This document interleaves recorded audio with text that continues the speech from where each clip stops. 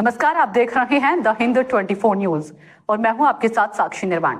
आइए नजर डालते हैं आज की कुछ खास खबरों पर। सूरत में 1 करोड़ की ठगी करने वाले मुख्य आरोपी जिमित सवाणी को आखिरकार पुलिस ने धर दबोचा। आरोपी पर आरोप है कि उसने करीब 1.5 साल पहले 1 करोड़ 35 लाख रुपए के हीरे लिए थे और उनका भुगतान किए बिना फरार हो गया था। पुलिस की आर्थिक अपराध शाखा ने जिमित सवाणी को नाटकीय ढंग से गिरफ्तार किया। बताया जा रहा है कि आरोपी गिरफ्तारी से बचने के लिए लंबे समय से अहमदाबाद में रह रहा था, लेकिन जैसे ही सूचना मिली कि वह कुछ दिन पहले सूरत आया, पुलिस ने जाल बिछाकर उसे पकड़ लिया। पुलिस अब उससे ठगी की रकम और नेटवर्क को लेकर पूछताछ कर रही है।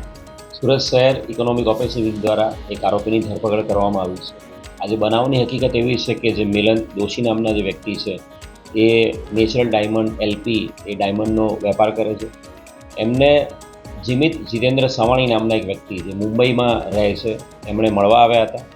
અને એમણે મુંબઈથી એમણે એમના ફાધર જીતેન્દ્ર સવાણી અને એમનો બ્રધર ઋત્વિક સવાણી આ ત્રણેય બાપ દીકરા મળીને ડાયમંડનો ધંધો કરે છે અને ઉધારીમાં માલ સુરત ખાતેથી અલગ અલગ વેપારી પાસેથી ખરીદે છે અને એમને વિશ્વાસ આપીને મિલનભાઈ દોશીને વિશ્વાસ આપીને સપ્ટેમ્બર 2024 એપ્રિલ 2024થી સપ્ટેમ્બર 2024ની વચ્ચે 5 મહિનાના સમયગાળામાં 1 કરોડ 35 લાખ રૂપિયા જેટલો હીરાનો માલ એમની પાસેથી ઉધારીમાં ખરીદ્યો હતો।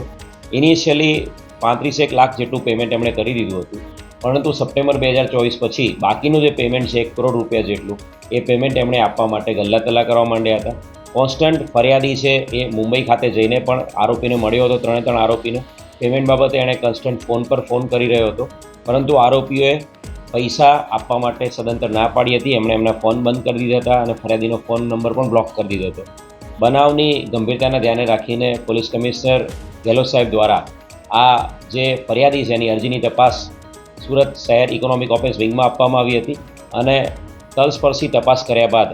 આ બનાવ અનુસંધાને ઓગસ્ટ 2025માં ગુનો દાખલ કરવામાં આવ્યો હતો। ગુનાની અંદર જીમિત સવાણી, જીતેન્દ્ર સવાણી અને એના બ્રધર ઋત્વિક સવાણી ત્રણેય બાપ દીકરા વિરુદ્ધમાં ગુનો દાખલ કરવામાં આવ્યો હતો અને સ્પેશિયલ ટીમ અલગ અલગ જગ્યાએ મુંબઈ જ્યાં આરોપી હોવાની શક્યતાઓ છે એમાંથી જે મુખ્ય આરોપી જીમિત છે અમદાવાદ ખાતે નોકરી કરતો, અમદાવાદમાં પણ તપાસ કરવા માટે ટીમ મોકલી હતી અને આરોપી રિસન્ટલી છેલ્લા 15 દિવસથી સુરત ખાતે વેસુ વિસ્તારમાં કોઈ એક ફ્લેટમાં ભાડે રહેવા આવ્યો હોવાની ચોક્કસ હકીકત આધારે આરોપી જીમિત સવાણી જે મુખ્ય આરોપી છે એને પકડી પાડવામાં સુરત ઇકોનોમિક ઓફેન્સ વિંગને સફળતા મળી છે। આરોપી જે છે એ રિસન્ટલી છેલ્લા 1 વર્ષથી એ આ જે બનાવ બન્યો ત્યારબાદ અમદાવાદ ખાતે કોઈ કંપનીમાં જોબ પર લાગી ગયો હતો અને છેલ્લા 15 દિવસથી સુરત ખાતે આવીને અહીંયા ભાડે રહેવા માંડ્યો હતો અને આરોપીને જીમિત સવાણી છે એને પકડી પાડવામાં આવ્યો છે। આ ગુનામાં અન્ય 2 આરોપી જીતેન્દ્ર સવાણી અને જીમિતના બ્રધર ઋત્વિક સવાણી એ બંને હજુ પણ પોલીસ પકડથી દૂર છે અને ભવિષ્યમાં આ આરોપીને પણ પકડી પાડવા માટે ટીમ અલગ અલગ જગ્યાએ રવાના કરવામાં આવશે।